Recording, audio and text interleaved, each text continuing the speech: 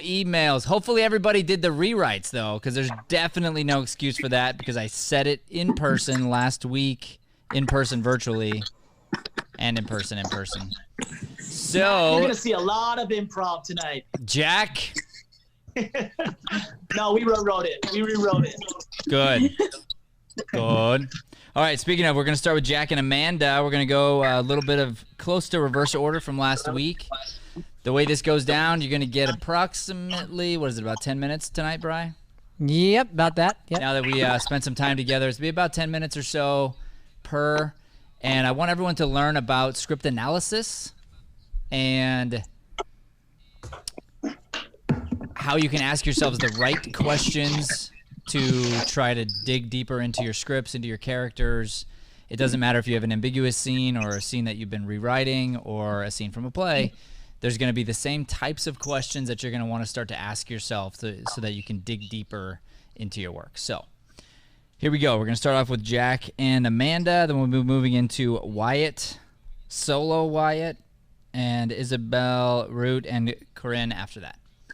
Those are our first three. Welcome to class. Let's do it.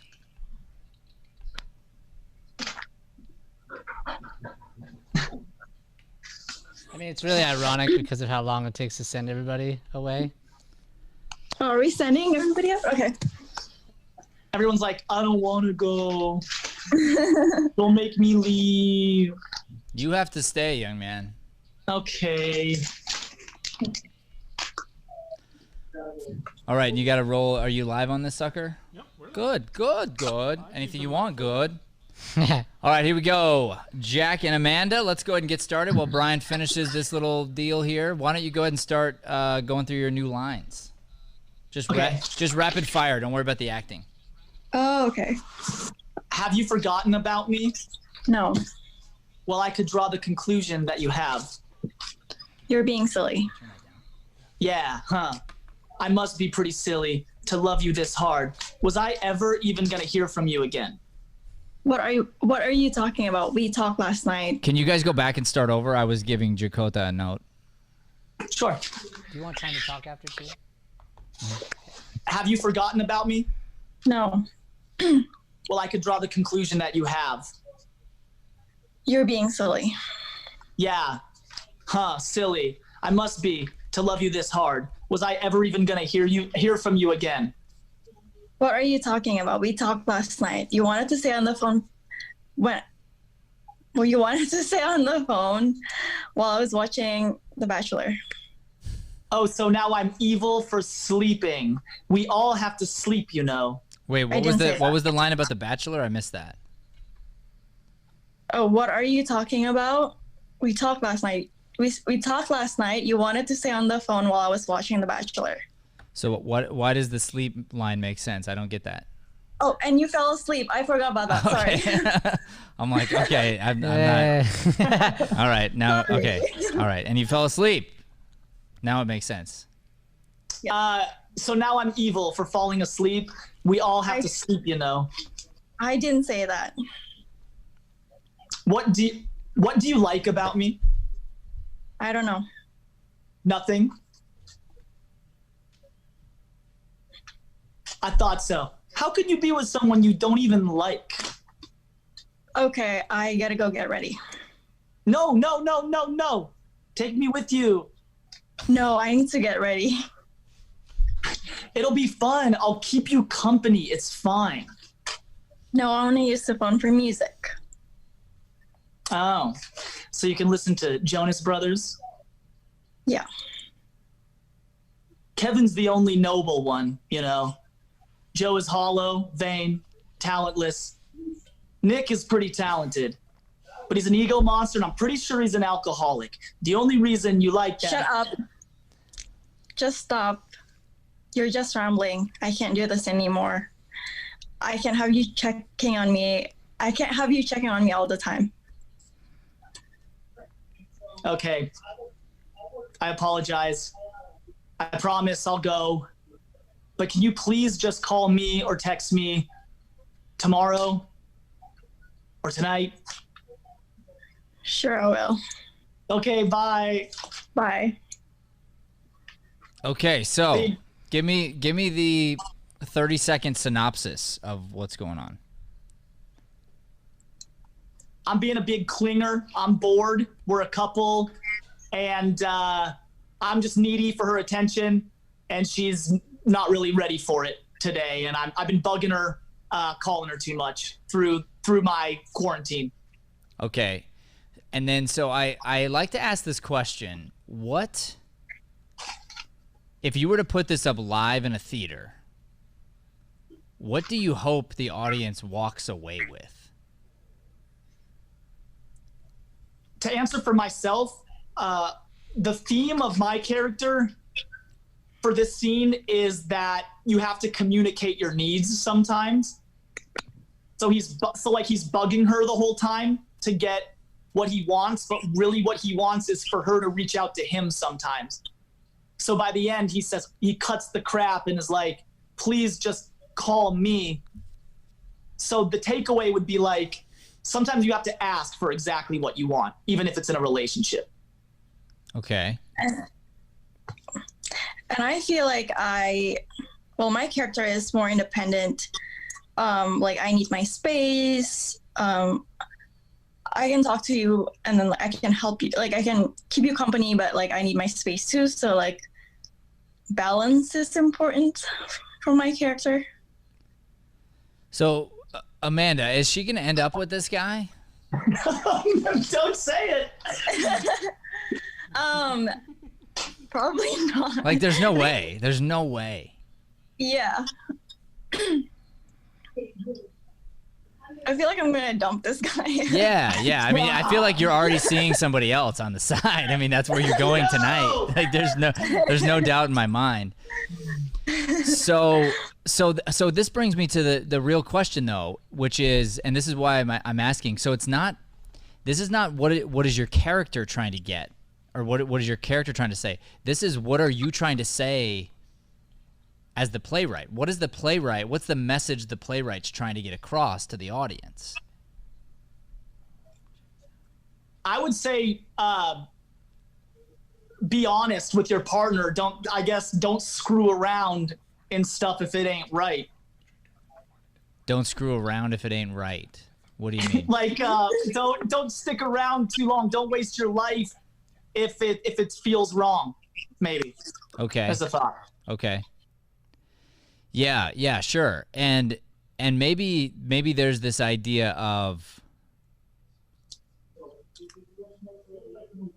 you know, if you're having to try too hard and you're always the one who's having to put on some sort of a show or a front, and you don't get to be your authentic self, but you're trying to be somebody for the other person, it's going to fail. Right? And I see, I mean, I can go back to my youth and I can see relationships where I totally did that, where I was trying to be a guy that I thought the girl would like, and it's very unattractive. and I was dumped very quickly. So, you know, so just or not quickly, which is worse, you know, I mean, it's more painful. So, so if you think about that, and then I would say, Jack, I would actually prefer you to be less obvious with his neediness. Oh, yeah, I agree with that, just because as a playwright, like here's the thing. I'd like every guy, hopefully, because it just goes back to what do we want people to get. Right. So not even guy, just guy, girl in general. If you realize that you fall into this needy pattern somehow, it's acknowledging. Sometimes we want to see ourselves in the character, or we want people to see themselves in the character, so that we can better the earth. Let's put it that way. Right. So for instance, let's say we're doing a really tough movie like 12 Years a Slave, and we're having to deal with racism. If you have to play one of the Caucasian white people that are horrific and hurting people, you've got to do that really well and really honest and authentic. to show the gravity of the situation.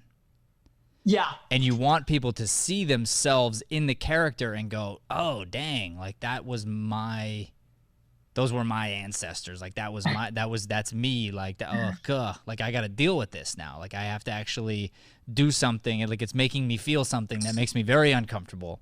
And that's a good thing, right? Yeah. So you don't want to, I don't think we want to play this guy so much of a caricature that you let us off too easy as an audience. But instead ground his lines a little bit more so that we see ourselves in there and we're like, oh gosh, I've said that thing and I didn't realize how needy that sounds, but like it totally is. Embarrass the whole theater while they're watching, basically. Exactly. Shame the theater. And then same with you, Amanda, where you could play her nicer. It's perhaps there are some lines that are even, not quite so obvious on your end. But I like one line that I really found interesting that you didn't bring attention to the part of the line I thought you would, was when she says, You wanted to stay on the phone while I was watching The Bachelor. To me, the important part of that line is that why doesn't she want you to be on the like, you know what I mean? Like she's saying you wanted to be on the phone while I was watching like instead of saying like, hey, we watched The Bachelor together over the phone, like that was kind of cool. She doesn't say that. She says you wanted to be on the phone while I was watching The Bachelor, and so I let you. Right. It's like a clear expression of like she's like asserting separateness. Right. And so that's where I would say maybe that we muddied the waters a little bit with and then you fell asleep and you're like, so what, and then you made it about falling asleep instead of her you just leave it like that. And then you say something like, well, I thought you'd want to spend, I thought you'd want to, I know it's your favorite show. I thought you'd want to watch that with me. And then she might be like, oh yeah, no, I did. It was great, but you fell asleep, so it's not quality time or whatever. So just hiding it a little bit more. Right. But those little subtle hints are kind of being dropped. And maybe Amanda, you could, like, your character could be putting on makeup. For, like, the activity? To be going wherever the heck she's going right now. Okay. And there's something very suspicious about that. And even if you're not seeing somebody, maybe you're seeing a group of people and there might be somebody there. So just even imagine that you're open right now. Where if the guy sat down at the table with the group of friends, you're not going to, and he's like, hey, you're probably not going to bring up the fact you have a boyfriend. Right. I'm about to cheat. Which there's a whole nother ugliness there that actually would be nice to point that out too. Because on your end, your character in our humanity, people need to see how evil you are, actually. And not because, like, this guy's needy, you two don't belong together is the message I get. But no one's being brave enough to be honest and authentic. Right. So you're literally letting this guy linger on because he's somebody that's going to be a placeholder till the next person comes in, which I think is evil. I think if you know it's wrong, you need to tell the person, let them move on. It's harder, but you got to do it. So Brian gave me the cue here. I got to move on, but what I want you to go back to the drawing table now. And when you saw those questions Brian sent over, answer those questions for yourself, go through your character work, but really the job now of the playwright, because that's the position you're in, is to say, I want the audience to feel something. I want them to have a discussion afterward. I want them to be talking and arguing and debating who's right, who's wrong. I want someone to say, the dude was so needy, man, whatever. And the other person's like, but she's evil, and they go back and forth and they argue about it. That's a good thing. If you can pull that off, that's good. Awesome. Cool. Okay. And then I would also, last thing, recommend that you try to find a movie or movie scene that deals with this type of scenario, at least one, and present and just let us know what that is next week or what next time we're back. Excellent. All right, cool. I can't wait to get working. Yeah, it's gonna be fun. And you guys just keep now I want you to go ahead and like rewrite it and grind on it. Awesome. So pick yourselves apart, pick your writing apart, be like really judicious with the writing, and don't let yourselves off the hook. Mm-hmm. If you don't love it, and you're like, this feels cheesy or whatever, then find a new answer. Okay. And then just go ahead and start working it. I can't wait to see it all done up. Awesome. All right, cool. All right, Mr. Wyatt, hit me, bro. Did you rewrite? Yeah, but we didn't really we were supposed to get together tonight, but then it kind of fell through. Awesome. So next time, get together before the night of class? Yeah, but we were supposed to do it together, like, tonight. Yep, before the night of class? Yeah, but I know I did do it before this. Oh, you did? Okay. You did the rewrites? Yeah, but like a lot of it doesn't need to be rewrited as if it's like online. Most of it is like how we wanted to play it, besides like the last line or like the first couple. Okay, so give me the 30-second synopsis. 30-second synopsis? What do you mean? Like what's going on? What's happening? So, basically, I decided that I wanted to call her because I cheated on her and I was really abusive, and so she ended it on me. And so I called her, and she basically wanted to talk about how we were going to end things in this conversation. And I get mad and I manipulate her because that's how I am. And I manipulate her into wanting to be with me. And she gets manipulated and she falls for it. And at the end, we give it one more shot. Okay, let me hear the lines as they stand, and you can just rifle through them. Okay. Can you turn down my volume a little bit? Rifle through. Yeah, it's really good to see you too. I'm actually surprised that you answered. I know, just, with everything, I just figured, What? Nothing. I thought we were going to try to work things out. Try again. Can you do me a favor and just read both sides so I can hear the whole thing? Yeah. It's really good to see you. Yeah. It's really good to see you too. I'm actually surprised that you answered. Okay, so right there, really good to see you, really good to see you too. I don't believe those lines for your scenario. Okay. I changed the last line to answered as if it was like on the call. Do you want me to like fix those more as if it's on the call? Well, no. So I mean, it's not really good to see you. Yeah. So is you saying her line could be something else? Yeah. So maybe the video comes up and you guys just stare at each other and she says something like, "Hey," and you're like, "It's good to see you," and she's like, No, yeah, and then I'm like, "What's up? What do you want?"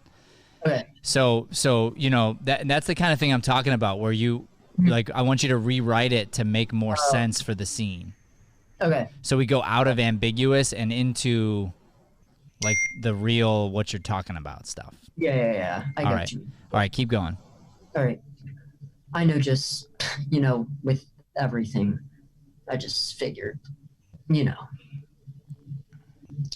I understand. I mean, it is weird, but it'll be good to get closure for both sides. What? So this goes back to the you're surprised she answered. Oh no, this is after that. But this is in response to that. Yeah. She goes, "Why would you be surprised? I told you I'd be here." And then I go, "I know, just with everything." Got it. So and again, let's change this. So have it be more like I don't know, like, "Hey, thanks for taking my call." Okay. And she says, I told you I'd be here. I'm here." Okay. simplify that, and you could say, yeah, but I just wanted to, Mhm. after everything I did, and I just, maybe you say something like, I'm here to say sorry or something, Yeah. and she could say, you could say whatever you want. I'm really here just to get closure. Okay. Or do you want me to take it in as if like I kind of like skip saying the sorry part because I kind of douchey and I'm like, yeah, I No, came here. like I actually think it's better personally if you don't play douchey. Okay. I think you're douchier. I keep using the word douchey now. I don't know. It's not great. But but you started it, so I'll just team up Okay. on that. So I think you're worse if you are good at covering it up. Okay. All right. To me makes you creepier, makes you scarier. Mm-hmm. If you're really good at the apology, really good at making it look like you're super kind and nice and sorry and all that, Okay. and then It we flips. can see you flip and get serious Okay. and get angry and all that. All right. Okay. Let me start from the beginning. No, you can pick it up from there. Okay. Yeah, I came to apologize to you. Yeah, it'll be good to get closure for both sides. What? What do you mean, what? Nothing. No, what? What did you think this talk was going to be about? I thought we were going to try to work things out. Try again? Try what out? You seriously think we're going to do this again? Were you awake during the last conversation we had? Okay, so what did you do? So I cheated on her because, and it's like not the first time I've done this. Because I grew up where my parents, like, I kind of made this for myself, but where my parents, like, kind of moved on from each other. And so I learned from them. And so I thought that it was just going to be, I could just move on to whoever I want. So in what way are you abusive? So whenever she tries to break off from me, it's more not physically, but verbally, because I hurt her mentally. And so she's scared of me in that way. And it could get close to me being physical, but it's more as if since I'm manipulative, I can be almost like physical, but like be really close to her and she can get scared of me from that. Okay.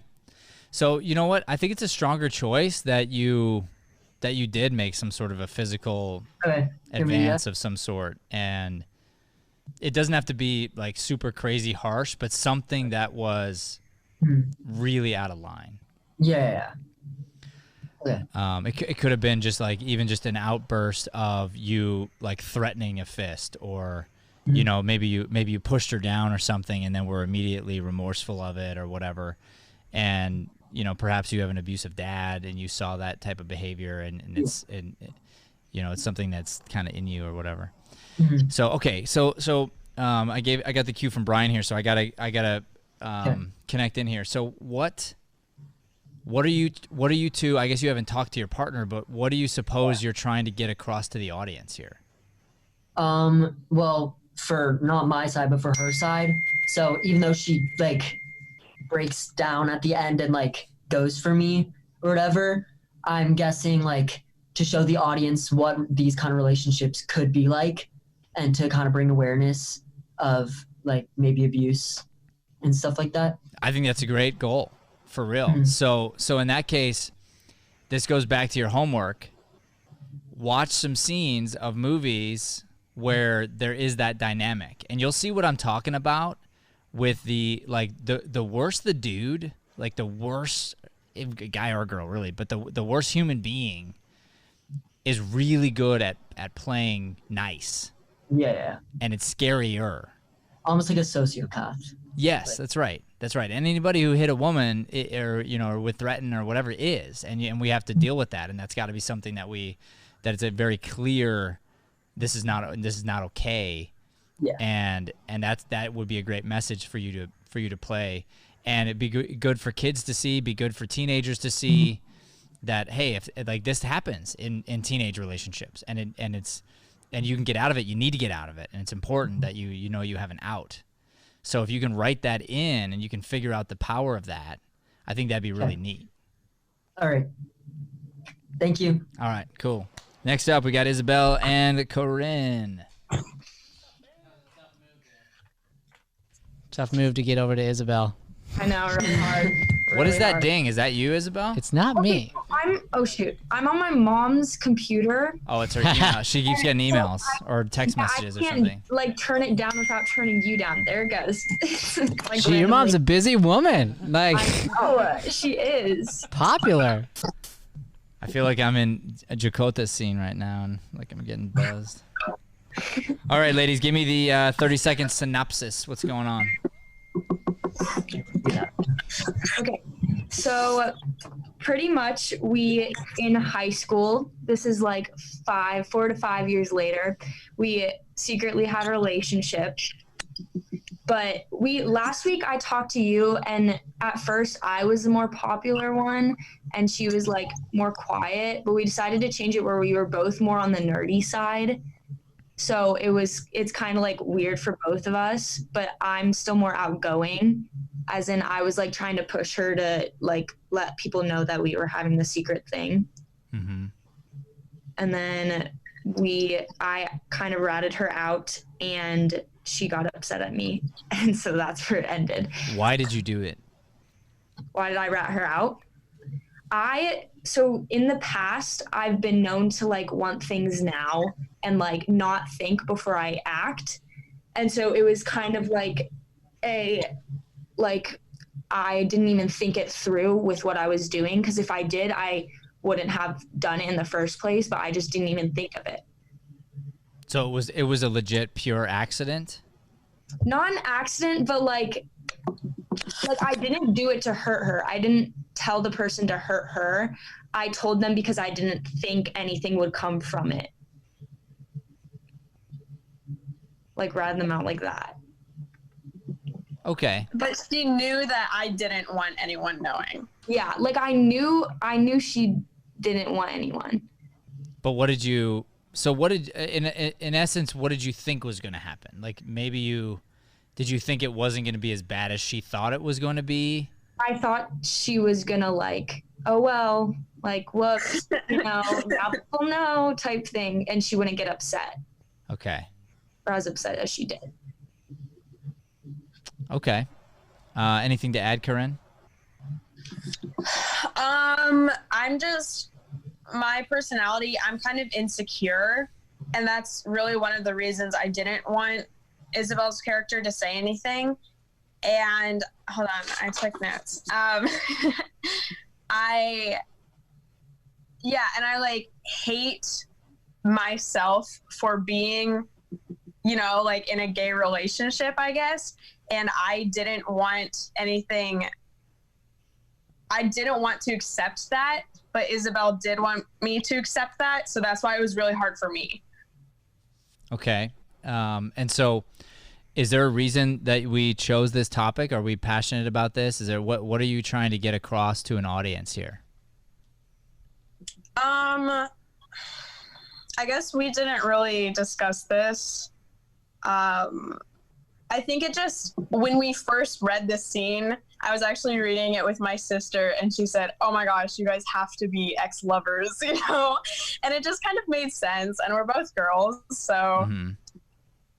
Yeah.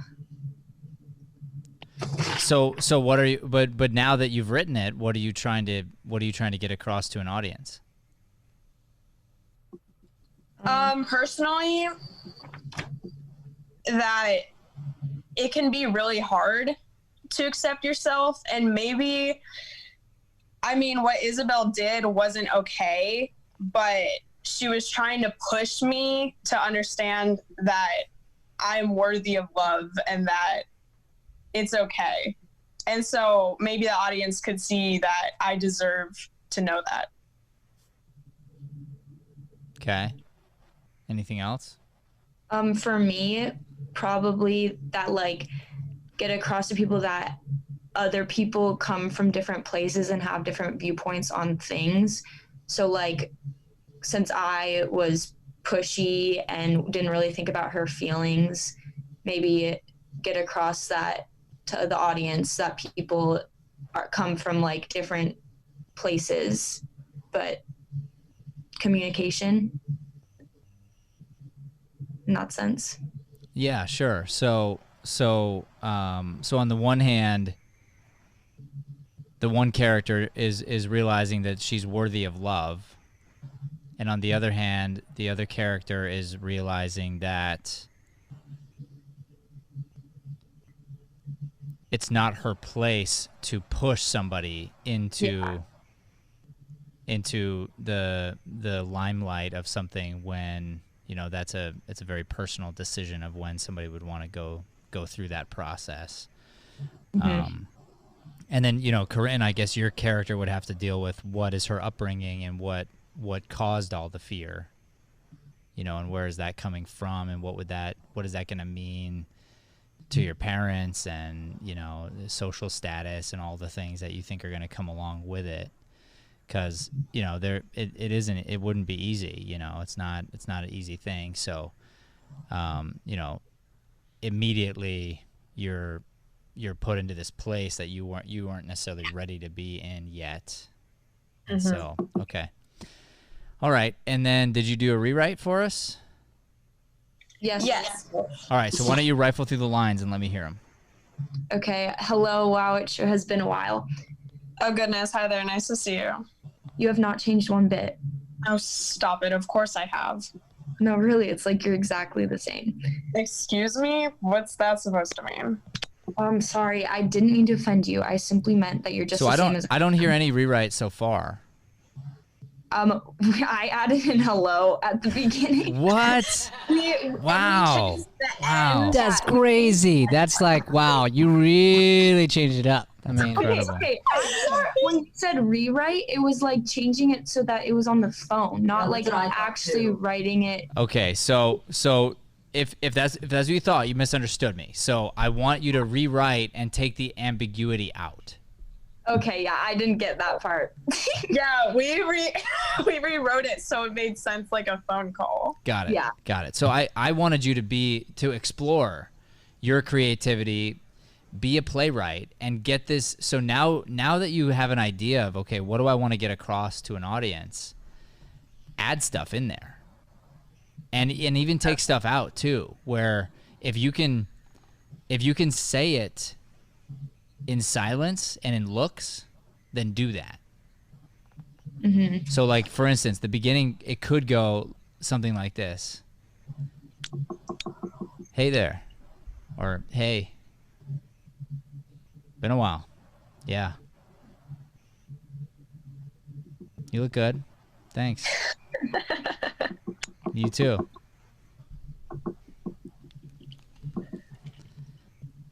So, you know, stuff like you can do that where you could create all this tension, create all this, you know, awkwardness, and then you just bring it, boom, smack to the table. And instead of saying, you did what you did, the thing that you did, you can just say the thing. You can actually say it out loud. Yeah. Which would be, you know, something like, I've forgiven you. I've grown quite a bit, but you have to understand how hard that, you know, you really made my life hard for 2 years. I wasn't ready to come out. Right. You know, and you could say, I know, I've grown since then. I'm so sorry, you know, and we could deal with, like, you could literally deal with it. And then maybe the end of the scene is so, you know, do you want to grab a cup of coffee? You know, I'd like that. And then it's like, it gives us a bit of hope where if nothing else, maybe they'll just be friends. Right. It could even be another interesting twist. And I mean, this is now I'm really throwing a wrench at you, but one of you, like, it'd probably make more sense for Isabel, but imagine, Isabel, if you were now straight and dating a dude. Right. So the whole thing was you just being a teenager and just like whatever, and so that would kind of make sense why it was less of a big deal for you. Oh, Oh. Oh. So now it's That's yeah. You see what I did there? yeah, I see what you did. But then when you go to get coffee, it's not about that anymore. Now it's just about, hey, I just want to be your friend. I love you for you and where you're at, and you know, just I'm just legit sorry. Like, I was so immature and I didn't know what I didn't know. I was wanting to be the popular gay girl, you know, like I thought it would bring me attention, so that's why I did it a little bit. Like that'd be a very interesting twist. Right. So you play with it, but again, this just goes back to, now I want you to be creative and use your own personal experience, creativity. And I love to think this, I say this a lot, but you have such power as creatives to change people's lives. And you think that some young teenagers might see the scene, and they might see a glimpse of themselves as immature and also mature, and where they've where they came from and where they're going, and just, you know, you might be able to literally save somebody's life, because this type of thing can be so traumatic that kids could take their lives for it. Right. And we want them to know they don't need to do that. You know, it's okay. Like, we can talk about these things, we can bring them up, and we can, you know, we're going to love them right where they are. Mm-hmm. Let's get a cup of coffee. Ah. All right, so you got some work cut out for you. I want to see some great scene. You guys go ahead and start working on it, okay? Okay, thank you. All right, can't wait to see it. Thank you. All right, next up we've got Kylie and Maylee. And Mally. Is it Mally? I thought it was. Maybe I'm wrong. Mally? There's like a lag between. All right, so you guys are working on It's Mally, right? Hold on. You guys go ahead. Brian corrected me. She may not even know because it was behind. Yeah, and then we've got Nick and Jenna after that. And our Andrea and Brooke, are they back? Are they back? They were in yesterday, so they're not in today. Yeah, Okay. they're good. Yeah. Got it. All right, there's a lag, so like, I didn't even know what was happening. Can you hear me now? Yeah, the YouTube does that. Yeah. All right, so is it Mally? Is that right? Yeah. Cool. I got it wrong. Brian got it right. It's Ding, like ding. Maui. That's how I remember it. And I Maui, just love Maui, I like it. Maui. I just love Maui. You're welcome. All right. All right, give me the did you do a full rewrite? Not a full rewrite. We kind of just made it more so that it was a little less ambiguous, but we still kept our we liked our scenario and stuff. So Yeah, so the scenario is good. My guess is you're probably going to need to rewrite more based on what I've seen from other people. I want you to really dig in and take this assignment seriously, and hold yourself to creative, like, writing, where you have to be the playwright right now. And you have to ask yourself, what am I trying to get across to an audience? And when they walk out, having seen me perform this live on stage, did I make them feel? Did I make them think? Did I cause a conversation to happen in the lobby and in the car on the way home? And I think that should be our goal always as artists, is to get people to think and get people to react and feel. So that if that's not happening for you because the lines are too ambiguous, then you'll have to go back and fix that. Okay. All right. So give me the 30-second synopsis. you want me to? Yeah. So basically, I'm an artist, and I decided to make this sculpture for my latest art gallery, and I always show my best friend before it goes public, so she can give me honest feedback. So I FaceTime her when I finish it to have her opinion. Okay. And I care a lot about her character, but I don't care about art or any of the deeper meanings of activism that she puts into it. So I'm kind of just okay, dude, I don't care. Okay. But I care because I want to support her, but I don't really know how to properly care. But that's how you feel all the time? What do you mean? So the only thing that doesn't make sense to me is that you always show her to get her feedback before you put it out, because she clearly doesn't care. Yeah. So it doesn't make sense that you would have shown her other pieces before and then you would have this expectation of sorts. Okay. You know? Yeah. I think I'm also just trying to also be like, hey, do you get it now? Like, what about with this one? What about with this one? Trying to spark that joy of art, I guess. Yeah, But no, I see what you're saying. it feels Yeah. too needy, and it feels unrealistic. Okay. So what would make more sense to me would be something along the lines of that she would almost play the part of the parent that you haven't shown some of your work to, and then you invite them to something, you're very excited for them to see it, or to be involved, and you've done a ton of work, you kept them in the dark, and then all of a sudden you show them, and then they just don't get it, and they don't give you the response you wanted. You really just wanted love and appreciation, and instead you just get sort of, I think you're wasting your life kind of response. Would be interesting. Okay, good. So let's hear the lines. Let's rifle. So I'm sorry. So then what do you want an audience to get from this? What's the goal there? I didn't really think about, and now that you mention it, we definitely need to rewrite, because I didn't really think about having like a deeper goal. Okay. It was just rewriting. I thought it was just rewriting for screen too, but. Okay, cool. So just know that what I want you to take away from tonight then, and this is for the whole class, is that should be in everything you do. That question should be number one. And I think that's the first question I ask myself when I read a script. Now that I'm where I'm at in my career, I don't do anything that I don't believe in. Interestingly enough, there's a student of ours who's now in LA. He's a bright young man named Bradley Bazil, and he wrote a script and showed me, and it was so beautiful. He was like, "Hey, I just want your opinion on this," and it was this really interesting take, and it was a white cop shot a black guy.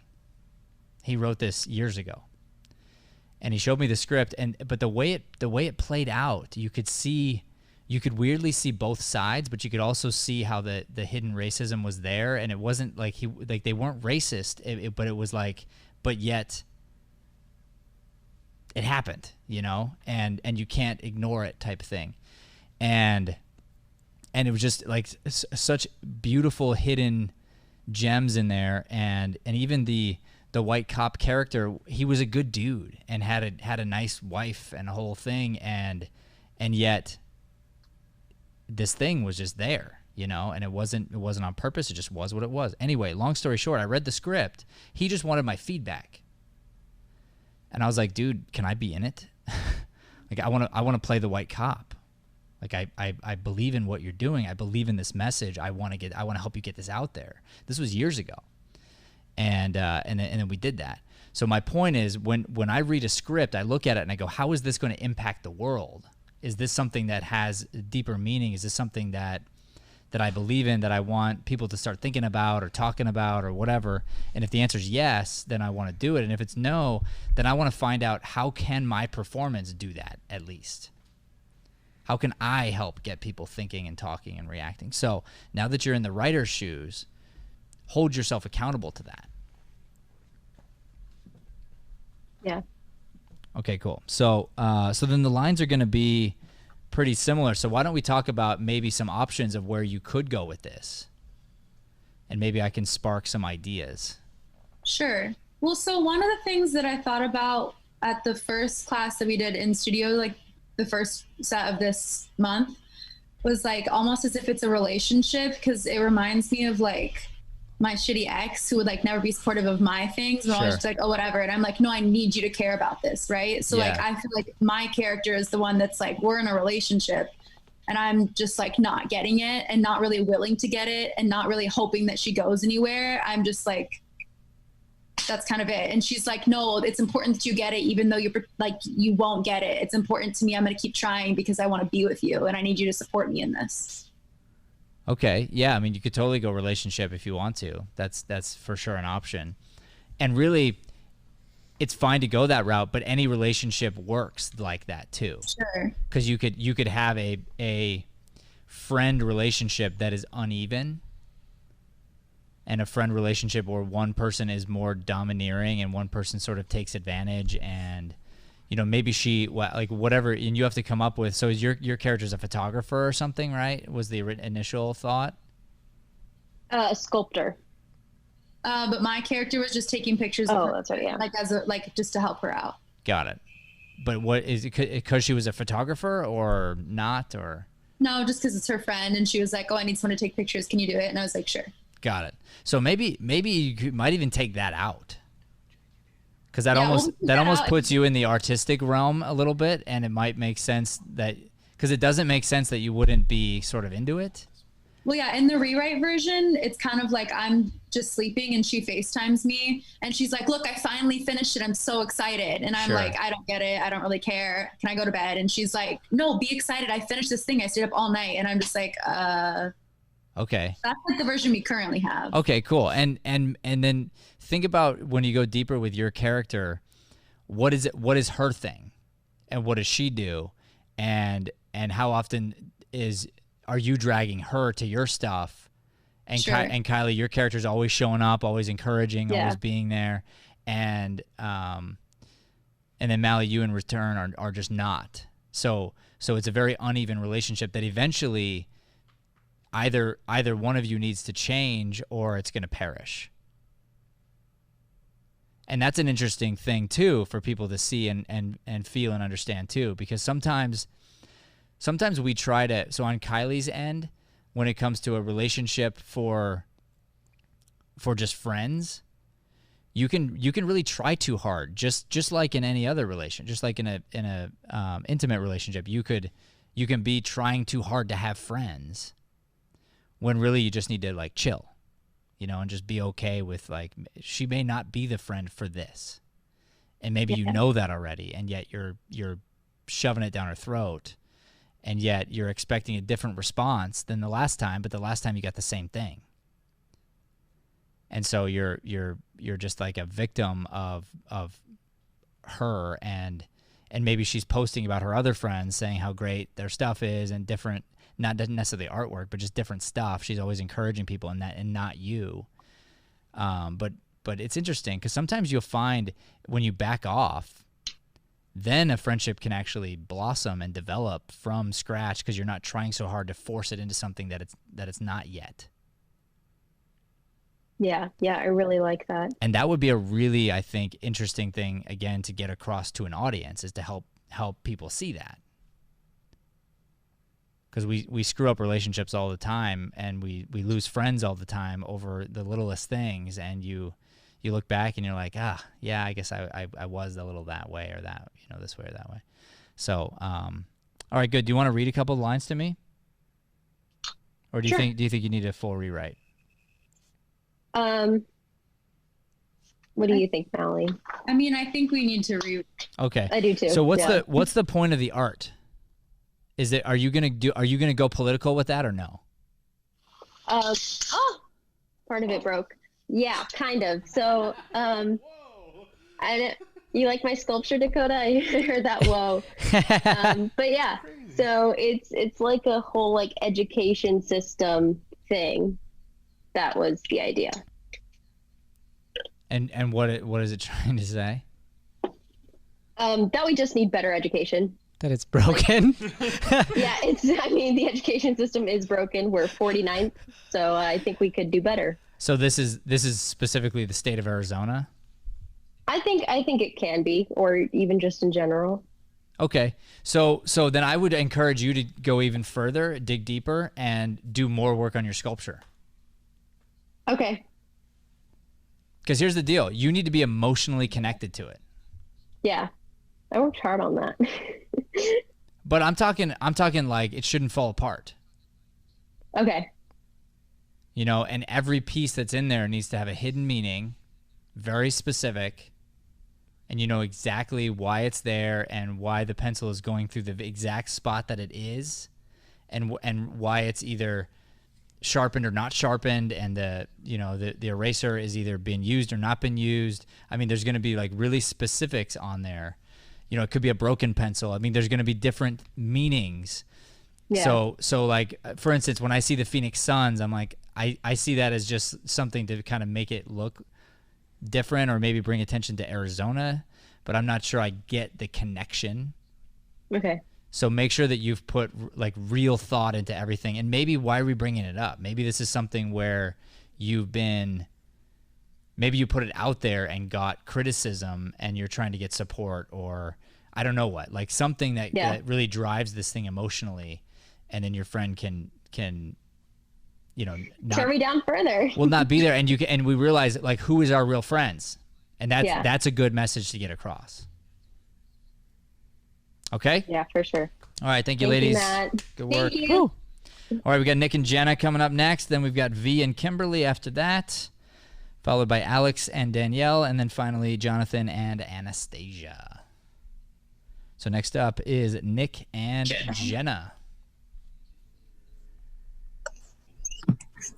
Hey, Matt. Hello. Hi. Did you do a full rewrite? Yes and no. I think we were a little confused, like Dang everyone it. else. Oh, it's obviously on me here. I don't know how I misconstrued this, because last night we kind of got it more than tonight, so I'm not sure.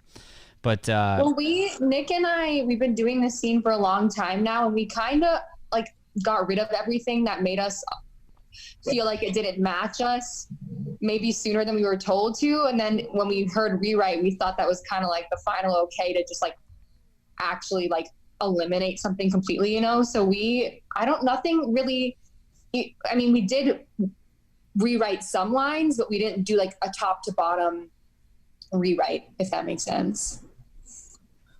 Okay. Yeah. So we'll see how it goes, and then maybe you'll want to add some things. Yeah, that's fine, but because even like there's something interesting too. I mean, without dressing up like a clown, Nick could just say, I'm a clown. That's what I do, and you could be like, you're a cute clown though. I don't know, something okay. something that it's like, it's okay to just, now I want you to just say it instead of hinting at it. We just say it. I want you to just come out and get to the meat of things, and then sometimes don't say it. Where a lot of the thought life is there, but not be stuck to these lines anymore. I want you to go creative with this thing. If you've been watching the class so far, you understand what my desire is for you, and that is for you to feel what it is to be an artist, to be creative, to be writing something that is intended to make an audience feel something. Yeah. Yeah, for sure. And hold yourself accountable to that thing where the audience needs to walk away with a lesson. Yeah.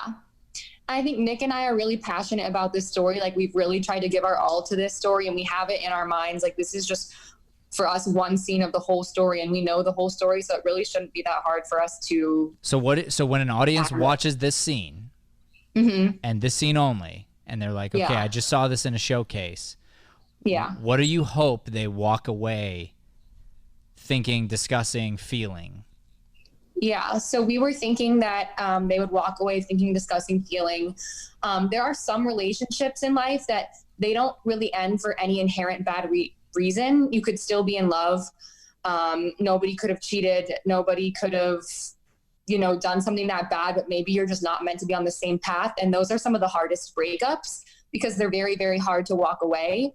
And we think this script kind of shows that a little bit. It's very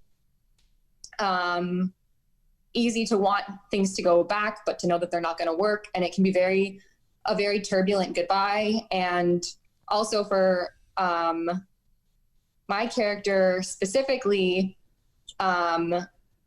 where she says she blames him for something somewhere in the middle of the scene, and that thing is that after they broke up, she feels he moved on fast enough, and that's like the one thing that she held on to as an excuse and a reason for herself to not get back in the relationship. So I just feel like the way this is written, even though it did start out as ambiguous and some of it still is ambiguous, it just really shows. But doesn't she go back with him at the end of the scene? Yeah. So I don't know that that's congruent with your idea of relationships end for a particular reason. Yeah, Nick. Yeah. I was thinking recently, a few minutes ago, that it might be a good idea to continue the scene on at the end and maybe really get into the roots and the dirt of what has happened between our characters, and kind of really maybe get more emotional and just kind of break each other down to like the bare level after where we end it currently. You could do that. Yeah. I would recommend you get there faster though. Get to that stuff right away. Yeah. Go ahead and dive in, and I'd love to see him cry a little bit. You know, I'd love to see her cry a little bit. I want the love to be there. You know what's an interesting twist on this, Jenna? Same idea of what you're saying, but flipped the other way would look like this. Sometimes you end a relationship because of the optics. You end a relationship because you think physically or status wise that I would be embarrassed or something to be with the you know. And I mean it's interesting because the metaphor here, like to be with a clown, you know, or be with somebody of like it doesn't make sense for me. But sometimes relationships just don't make sense. Sometimes love doesn't make sense, and we judge it, and yet it's something that cannot be judged really. So that would be an interesting thing too, where say she broke up with him because she wanted to be something else. She wanted to have a different life, you know, but she wanted people to look at her differently than a circus performer or whatever, you know, maybe whatever that is. And then she says to herself, like, okay, I got to move on from this guy, even though I love him. And then, like you said, he then moves on quickly, probably out of pain. And then that's the thing that you said, like, you get to hold on to for why you don't go back in the relationship, and you get to now blame him even though it was your fault. Yeah. But then we could see the real love there, and that flips the whole thing around to say, you know, it's not our place to judge love. Like we get smacked in the face with it. You know, that's the idea of, you know, you see somebody on a subway, you know, and you look out the window and they look at you and you look at them and you're like, dang, like what the heck? Like we just shared chemistry. Like that's weird. And that happens, you know, it does. And you go like, how did that just happen right there? But then you're gone, you know, you'll never see that person again. But you know, and they know, like there was a moment that we just shared here, and I don't get to know or understand why, but sometimes certain people just click, you know? Yeah. So, I mean, that's another interesting, fun way to go about it as well. Okay. So I'd say either way, like if you want to go with your story, then you need to change the end where she's not going to get back with him, and it's probably more of a rewrite. And if you wanted to have it be the other way, then get into the meat and potatoes of this thing and let them get emotional and break down a little bit, and let them both say I'm sorry in different ways, and come to a place where they can reconcile. Okay. What other questions do you have for me, if any? Have there been any struggles in the rehearsal or any of that? I wouldn't say there's been any struggles rehearsing. We've been working pretty well together. So I think we just need to put our minds in a different direction to get this done.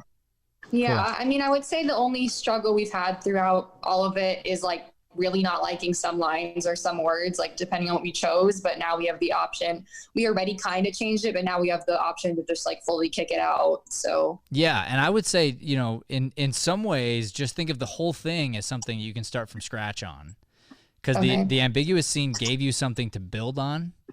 It gave you the bare bones, and so some of the lines or words might stay, but for the most part, I want you to really hold yourselves accountable to a high level of creativity.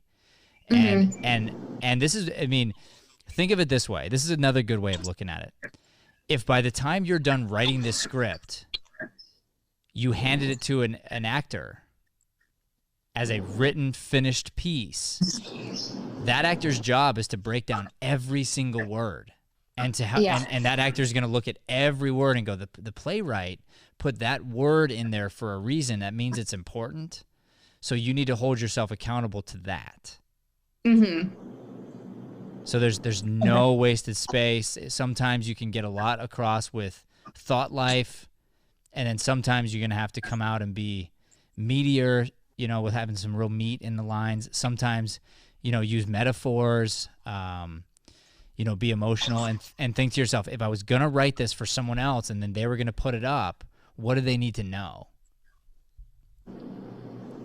And it'll be hard. It'll be a good exercise for you, and it'll be something that will guaranteed make you a better actor on the other side. The same way as if you were to like direct your own short film or something like that would make you a better actor also, because you get to see behind the eyes of the director and you go, okay, now I know what they're going through. I can help them tell the story because that's my job. So you getting behind the eyes of the playwright will help you respect writing more, will help you to just become a better actor, because you'll see a script and you're going to go, oh, I get this, or I don't get this. Let me try to dig in and find how I can pull some gold out of the script. Mm-hmm. I like your story. I think it's beautiful, and I think that the more you dive in and actually lay down some of those specifics and just actually say them out loud, and when you play certain interesting twist lines, very serious and dramatic, it's going to come out funny too, which is interesting. Yeah. Well, we've been like, one of the things we've been doing in rehearsal is Nick has been forcing me to improv with him. But those are actually some of our best. They just feel more like our character. So those have been some of our best rehearsals. That's awesome. That's really good. And you can improvise all sorts of things, like when you met and like different date situations. You can improvise when you broke up. You can improvise certain phone calls, and then you can improvise this scene too. And I would recommend that you record all of it so you can go back and like, what do I like? What part of the improv do I want to keep? Are there certain lines I found and I'm like, oh, this is how my character says I love you. This is how my character says this. That will inform your writing. Even if it's not the exact same thing, you're going to go, okay, my character wouldn't say that the way it's said, but I know what they're trying to say. Here's how they would say it. Right. Okay. All right, cool. Good job, you two. Thank you very much. Next up, we got V and Kimberly.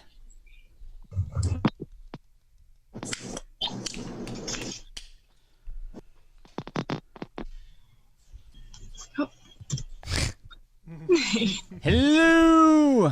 Hi. All right, so give me a 30-second synopsis. Oh, okay. Can you hear me? You ahead. You ahead, B. So basically, we're two nerds.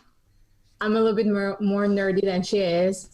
And so we're like, always have good grades and things like that. But we messed up at school. We got way too into our science project. And we ended up having a bad grade.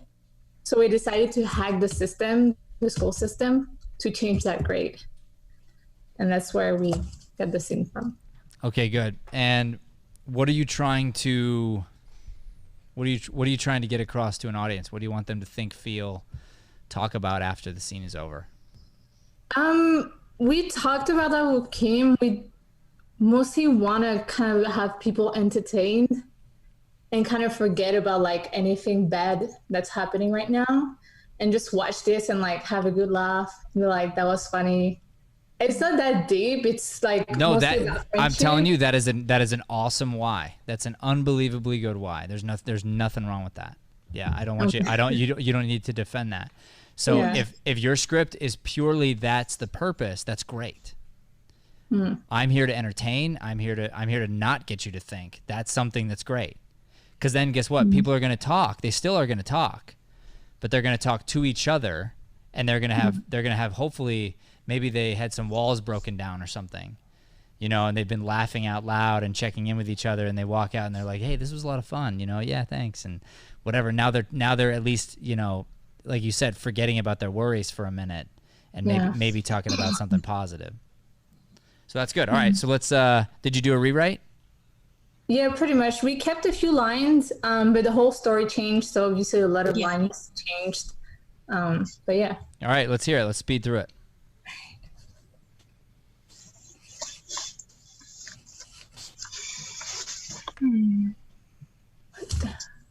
Ezra, look at your computer. We're in. What do we do now? I don't know. We never got that far. You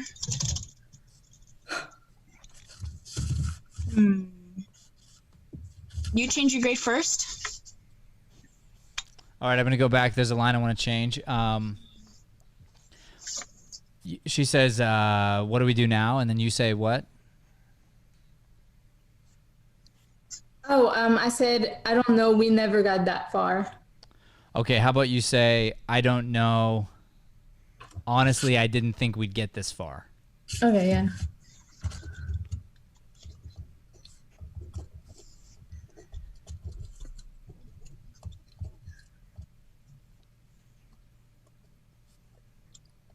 Okay. All right, and then what comes right after that? Actually, I skipped a line. Let's see. And then I say, well, we need to come up with some ideas. That's what I was supposed to say. Actually, I skipped a line. Okay, so yeah, so that's too ambiguous for me. So now I want to get into lay down the meat here. So maybe something like I don't know. All right. So I don't think we get this far. Okay. All right. Well, we're in the system. We're in the school system. We have a finite amount of time to change our grade. Think, what do we do? Something like that. Then you just tell the audience what's going on. So 2 line after the we need to come up with an idea. We actually dive into, oh, well, you should change your grade first. Okay. Yeah. So still same idea though, but I think it doesn't make sense for you to say we got to come up with an idea because you already had the idea. The idea was to break in and change your grade. Okay, yeah. Okay. But I like the pressure of time too. So if you can add something that's fake, but it's whatever your thing is, you get to make it up. So you could say, like I said, finite amount of time. You could say the server's going to give us exactly whatever it is, X amount of time before it recognizes that there's somebody in here, What, like something to heighten the stakes. So, and this is sci-fi, so you get to make up stuff. So there's, you can make up that there's a robot, crawler thing that crawls the website and detects and sends it to security or whatever. And then someone could be like, we could go to jail for this. And you're like, I know, I'm working on it, and you just keep heightening the situation. Yeah. Okay. Let's see.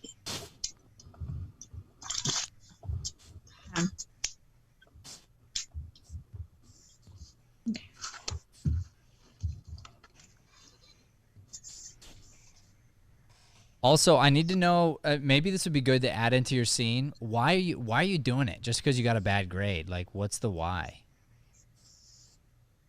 Well, we're like 2 good student. We never had like anything below A.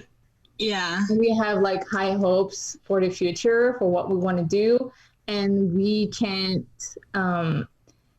accept the fact that we didn't did everything perfectly. Yeah, so that's what I'm saying. So maybe just beyond that, because that's just a feeling.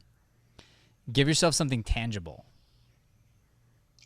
So maybe you've graduated or something, but the transcripts are about to go out, and if you get the grade change in time before it goes off to Harvard or something. So essentially, like, this is gonna be, like, this makes it so that you're out, or I don't know. I keep thinking of movie ideas. So the other idea is, you got kicked out of school or something, and you're trying to prove yourself to some sort of underground hacking network, and you're 2 good kids that don't know how to be criminals, but you're like, this was a task that you had to accomplish in order to make it into the secret club of secret mystery hacker people. I mean, I don't know, but something where I want you to keep heightening the stakes here for us, so that so that we feel like we're in a legit thriller type movie. And the comedy's sort of already there, but the only way to really add super funny comedy here would be you have to smash you have to create a picture and then smash the picture. This is how comedy works. So in other words, it's super high stakes. You don't tell us what it's all about, and then at the end, it's something ridiculous that you're trying to break into. Or, you go the opposite direction where you're, I don't know, like you're two kids, like legit children trying to break into something like, I don't know, the World Bank or something, just because you want to buy, I don't know, a video game or something, like something silly where you're going like, I'm going one extreme or the other. If you wanted to bring like extreme comedy into it, or you fight, you're just like, you're in the middle of this thing and you should be focused, but you're just like bickering over the smallest thing, and you're trying to focus, and so that's another avenue to go about it. You can be two different style characters where there's like a yin and yang to you, like a Tommy Boy type situation or something like that, where there's like the Chris Farley and the David Spade type character that are like so polar opposite of each other, or they're both the same, where they're like as nerdy as you are, I'd play nerdier if we're gonna go that route, where you're like really over the top with it.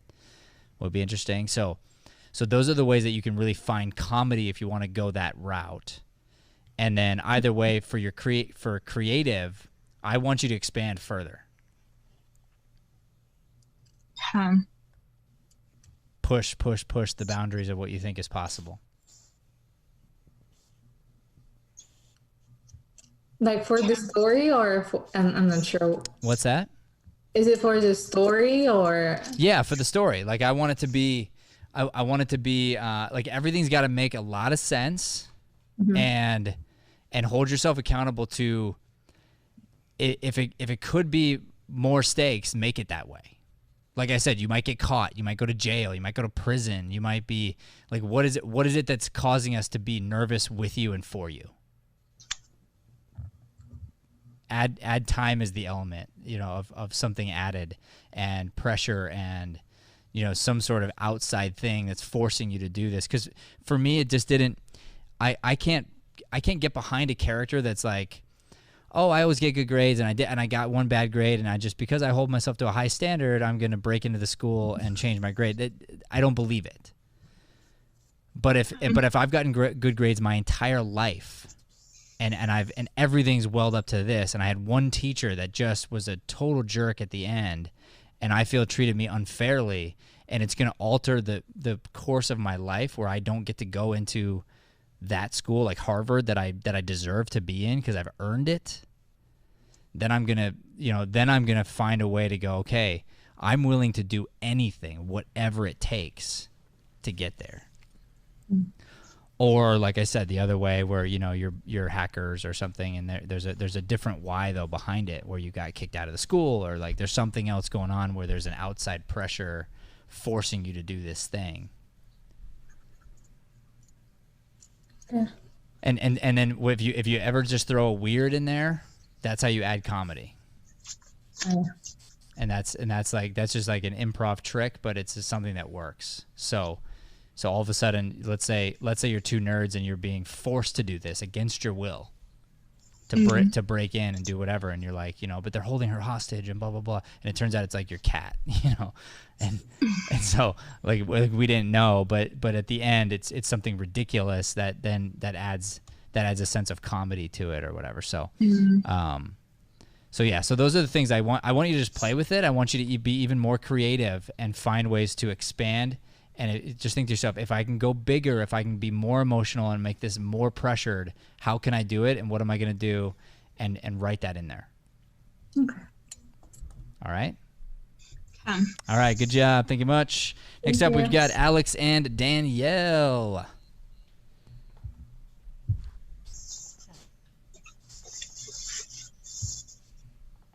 find ways to.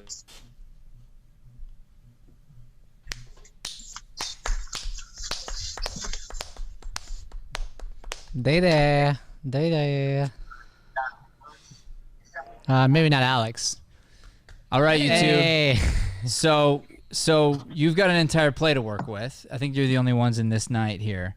So what do you think the playwright is trying to get across to an audience? What are we supposed to feel at the end of this? If you got to put up this play in front of an audience, what would you hope the audience would walk away thinking about, feeling, understanding, talking about, etc.? I think the serious, kind of like the middle class, and that it's a lot more common. Kind of how like Sparky talks about suicide and stuff, and you know, to feel kind of stuck and in that middle class mentality, I guess it's pretty common. I don't know if that's a good way to kind of sum it all up, but yeah, like kind of like also like how like the middle class is just like so used to it that it's almost like comedic.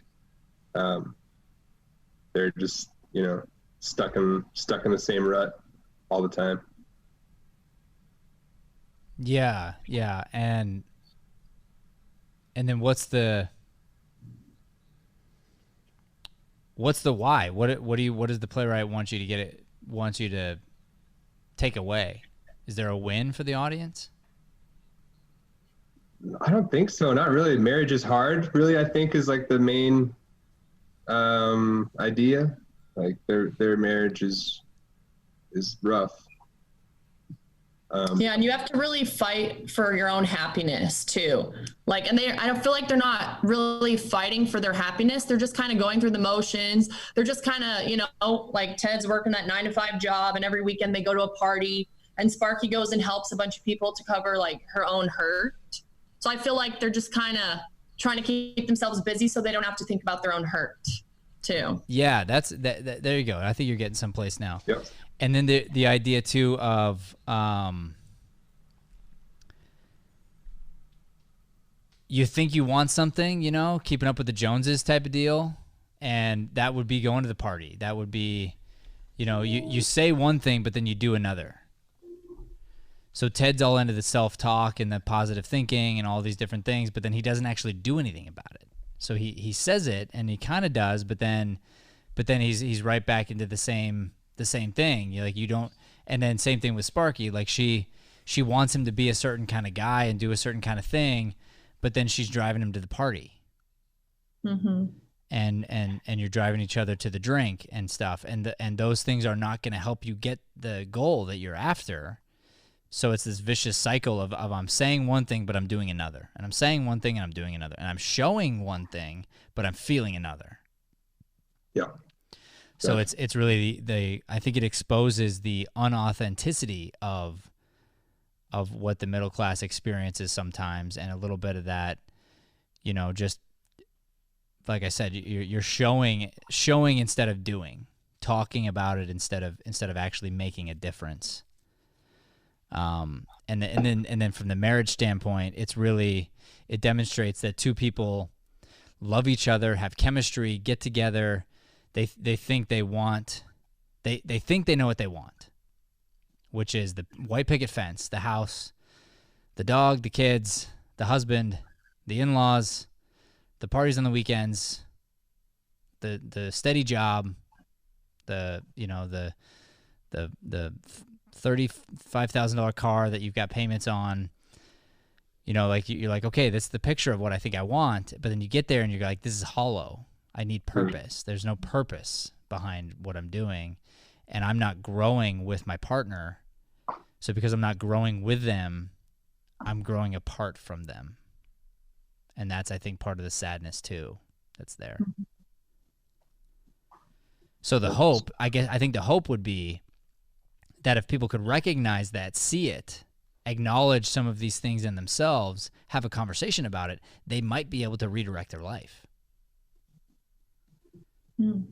They might be able to say, I see a little bit of Sparky in me. I see a little bit of Ted in me. I see that I have some of these tendencies, and it's something that I I can make a choice and I can do something about this if I want to. And watching it be demonstrated in front of me helps me to see me and acknowledge me and understand that everybody's got these suicidal thoughts and everybody has these different things that they deal with. But I don't have, my story doesn't have to end like that. Mm-hmm. You know, and that can always be a good thing, where a playwright can bring up truth and then let you deal with it as an audience. So cool. I think we're on the same page here.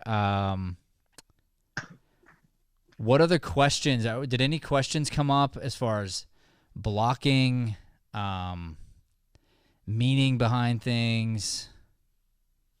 Any lines that you just felt confused on or like not connected to?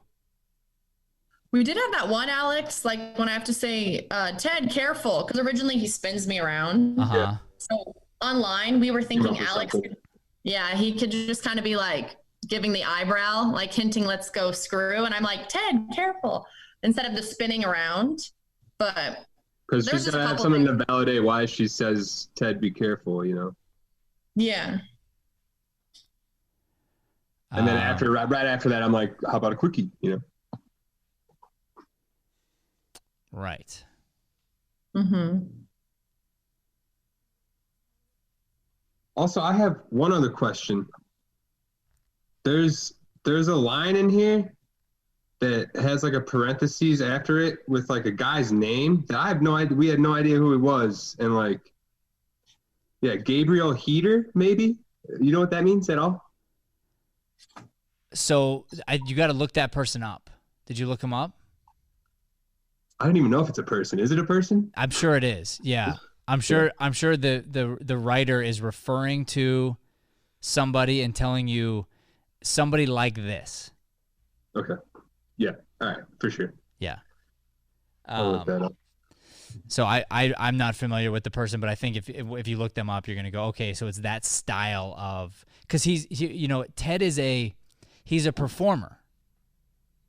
He likes to tell jokes. He likes to impersonate. He likes to, when he impersonates the boss, he tells her the story about how was his day, and he's like, and the foreman said, the one guy said to the other guy, he was mad about this, and then he's a different voice for the other guy, and then he comes back and he says, this is what I said, and yeah, so he's animated. He loves telling stories, and it's a part of his charm. She even says when she's talking to the audience later on, like how dramatic I can be, Right, right. And so it's a blessing and a curse, and it's part of your charm. So you have this funny, terrible joke in the beginning. It is funny, and it is terrible. It's both. And you could walk into a room, and if you have a sense for the dramatic, but not a sense for when to tell this joke and when not to tell this joke, you might have lost a lot of business telling this joke. Right. Or or you might have said the joke, and what is it you say at the end of the joke? You're like, I've been telling that joke for years, never found anyone who heard it before till today. It's been that kind of week. Hmm.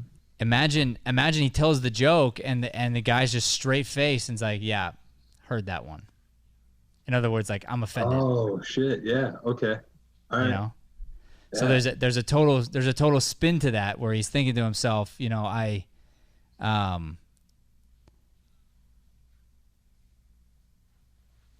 don't know why it didn't hit. Like this, it always hits, But does it? Yeah. Does it always hit? Or do people sometimes laugh politely and or whatever? Yeah. And of course it works around his like drunk middle class friends. Right. That's probably a smash hit. It's a smash hit around his boss, who's a terrible person apparently. Yeah. So like that. Those are some of the things to think about, and it gets you behind his eyes. Right. What other question do we have? Did that make sense, what we thought? Because with the Ted Careful line? Oh, you know what? Yeah. So I was thinking, hopefully we're back in person the next time we see each other. Mm-hmm. So if that case, just block it out. Uh-huh. Because, I'm like, I'm 100% sure we're back in person. It's just a matter of if the governor says you can't come here, but otherwise I'll see you here. Okay. So because we're having our Valleywood camp again in 2 weeks, and we're completely coronavirus free around here. We got paperwork to prove it. Gabriel Hader was an American radio commentator whose World War II era. It's a World War II commentator. Yeah. I accidentally spun into that one. So the idea here is probably you should work it out so that you know how you're going to handle it in person. But my thought is maybe just get rid of the word careful on video. Just like Ted. Ted. Oh, gotcha. Yeah. Okay. Yeah. So he looks at you a certain way and you go, Ted. And he goes, how about a quickie? And you're like, I can't, Yeah. Okay. Gotcha. Yeah. All right. Cool. All right. Well done. And it'd be interesting too to have. So are you in the same? Are you playing you're in the same location, right? Yeah. Okay. Cool. Cool. So I guess technically you could reach down, and you could act like you got touched too, Danielle. That would be another thing. Wait, what do you mean? So Like- so he reaches like this down. Oh, now like, and you're like, Ted, careful. Okay. And he's like, huh? Gotcha. I mean, you could probably pull that off too. That's another. Yeah, kind of a jolt back. Since you're playing same location video wise, I mean that would be actually funny. probably how you would handle it. Yeah. Yeah. So. Okay, that's cool. Alrighty, thank you so much. That is our time. We're moving on to Jonathan and Anastasia. Our last two, there's good news tonight. That's a catchphrase. Is that what? Huh? There's good news tonight is the guy's There's catchphrase. good news tonight. What does the voice sound like? We don't know. I don't know, but we're going to make it like this. Ladies and gentlemen, Where'd it go? What's that? there's good news tonight, ladies and gentlemen. Is that what he sounds like? I don't know. I didn't know Gabriel. I'm making it up as I go along, and Anastasia's here, but Wait a minute. not Jonathan Buckley. Where's Jonathan Buckley? I believe it's probably Ray Buckley right there, Brian. Scroll down. Right there is my guess. Yeah, I would guess that since the last name's the same, that'd be correct, Matt. And I still see Alex on the screen. If we Yep, could, he's disappearing. I was having too much fun. Alrighty, you two. Did you get together? Did you rehearse a bit? We did a little bit. We didn't get to do it too much this week. Doesn't sound promising, Mr. Buckley. All right, so give me the 30-second synopsis. Well, we didn't get to rewrite it. We're pretty much doing the same scene that I did last week. Okay. All right. And then what do you hope an audience gets from the scene? Well, for my character, I want the audience to get that I want her to treat me normally. Not just be like, yeah, I remember you from like 20 years ago, how you were 20 years ago. Like, I want her to treat me like I am now, not like I was back then, because I was a jerk back then. At the same time, though, don't you also want her to treat you like you were then, as far as not seeing you in the chair? Yeah. That too. So you want her to see you for you. Yeah. And see you for the guy maybe that you always were, but that you were hiding behind this masquerade of masculinity and chauvinistic jerkiness. Yeah. All right. Anything to add there, Anastasia? That's pretty much it. Besides the fact that I'm pushy about trying to make things work, and he's like, basically, he got a new life, and I'm like, want to rekindle this flame, but so a lot happened since then. Wait. So you're pushy about getting back together? I didn't get that. Not like pushy, but like I'm more of when I see him, like, okay, we can do this, or he's like trying to figure out if he still feel the same way that I did, but he don't. Wait, he doesn't feel the same way? No. Well, at the end, I kind of end up like open to the idea, more open than I was at the beginning. At the beginning, I'm kind of like, no, it's been too long, and I'm a different person now. I think that's a weak choice. So what would be a better choice? I think you should be insanely in love with her, regretting every day for the last however many years what you did and said and whatever, and you see her and you're just hiding behind the fear of she's gonna see you in your chair or break your heart or whatever, and then you come to terms with the fact that you actually believe her, that she's willing to forgive you, because really, I mean, she's the hero here. Right. I'm still just the same old person, but this time I feel I'm desperately in love with her, but I don't want to show it too much. Yeah. Yeah, and you could even think, I mean, this would be a nice twist too. It'd be nice to have a why behind. Did we figure out the why behind you didn't treat her right?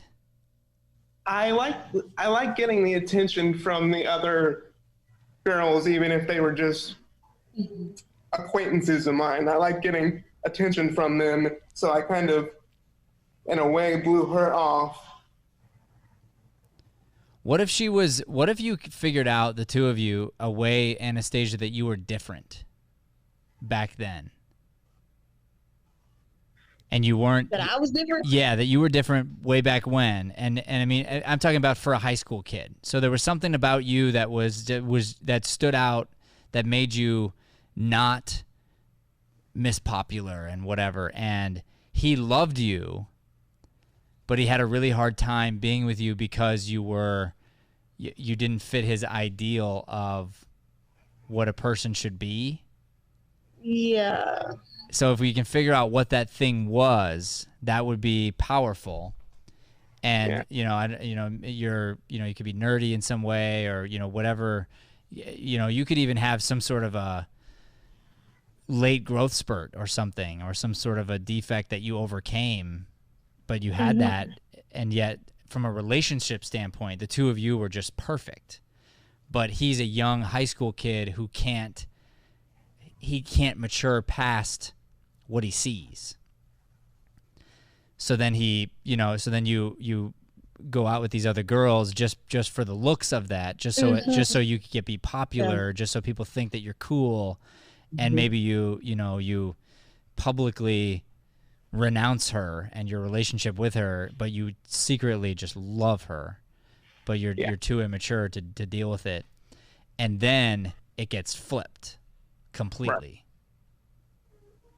Where now you're the one who needs her to look beyond what you've got going on. Yeah. And maybe when she does, it could break your heart in a positive way. It could be really neat to watch you be vulnerable, Jonathan, and actually say thank you and say I'm sorry, and I think the two of you have a responsibility to rewrite the scene and do it in a way that really glorifies God and brings attention to some of these ideas that we're talking about right now, because this reminds me a lot of Jenna and Nick's scene, where we're talking about love, and love is going to find a way. That's what's so great about it, and so you're gonna, there's somebody out there and you never thought it was possible, and then it's like God knows and can find a way to bring love into people's lives, and it's really powerful. Sorry, what was that? I was saying bringing us back together. Yeah, exactly. And I mean, who knows? Like if you take your time writing this, Jonathan, what does your dad do? Is he? He's vice president of, well, now he owns his own staffing company. Oh, his own staffing company? Okay. I thought he was like a pastor or something. Isn't he connected to the church in a big way? He was an elder for a lot of years in various churches we were in. Got it. And I'm not sure what your faith is, Anastasia, but if you two could find a way to marry your ideas together, but who knows, like maybe there's prayer involved in this scene. You know, maybe you pull out a Bible and you say, you know, I don't know, like there's so much that can be done with these scenes, and I don't want you to take the easy road where you look at it, and I'm not saying you did, but I'm just saying, like, I know you could work harder at it, and you can be super crazy creative and think to yourself, I'm an artist, I'm a creative, why am I doing this? What's my why? Mm-hmm. It can't be because I want to be famous, and it can't be because I have this and this desire. But if you have the idea that I want to change lives, then truthfully, if this scene, if when you're done with it, it changes one life, then you're on the path to hitting your goal, and then you work on the next scene and the next scene and the next scene, you know. And that was my big challenge for you, Jonathan, was, you know, you're going to have to do that. So you might as well get used to it and grind away at writing and creating your own material, because you got to write for you in the meantime until the world catches up to you. Right. Sounds good. My dad is a pastor. Hey! So bring that into the scene, you know. I think that'd be really powerful, you know, and you know, and it could be through prayer, and it could be that you stumble back upon each other, and it's no accident. You don't believe in accidents, and you know, I mean, just make this a really, really strong 3 to 5 minute Christian film scene, you know, moment that we could put up on stage and get people again to think. Like if nothing else, if I'm stuck and I feel like there's no relationship for me, and I have no options, and I'm ready to give up, dude, challenge someone. Go, hey, I challenge you to open the Bible and pray a little bit and see what happens. Yeah, I like it. You got me all emotional. Good. That's what I want you to do for the audience. That's the goal. That's the idea. And you know, and I think I see some little ones running around in the background over there, Anastasia. Yeah. So you're doing this scene for them, you know, and when they watch it, they're gonna be proud of their mom, and they're gonna say, you know, like, this is a scene I can be proud of, and I want to show my kids, and I can explain to them, here's what's happening in the scene, you know, like, this is what it's all about, and this is what life's about. It's very imperfect and beautiful. Okay. Yeah. All right, good job, you guys. Thank you so much. We're gonna bring everybody back in, right, Bright Guy? Yep. Amazing Grace. All right. If you're on your way back in here, go ahead and mute your live for me. Mute the old live. That live video. Do we want to stop it here? You can, yeah, that's fine. We're at 10 o'clock. Okay, perfect. Yep.